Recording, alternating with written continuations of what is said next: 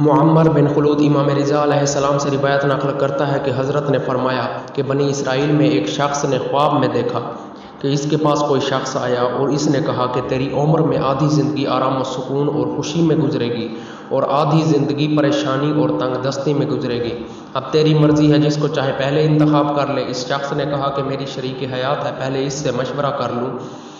جب صبح ہوئی تو اس نے بیوی کو سارا حال سنایا جو اسے خواب میں ایک شخص نے کہا تھا۔ بیوی نے کہا کہ پہلے خوشی کو انتخاب کر لو۔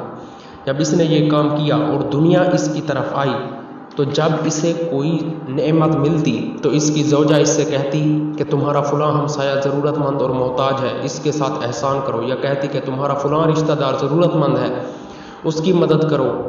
اس طرح اسے جو رقم ملتی وہ محتاجوں اور ضرورت مندوں کی مدد کرتا اور اس نعمت کا شکر ادا کرتا۔ اس طرح اس کی آدھی زندگی خوشیوں میں گزری، اور جب دوسری آدھی زندگی شروع ہوئی تو اس کی بیوی نے کہا کہ خدا نے ہمیں نعمت سے نوازا اور ہم نے اس کا شکر ادا کیا، اور خدا یقیناً اپنے وعدے پر وفا کرنے والا ہے۔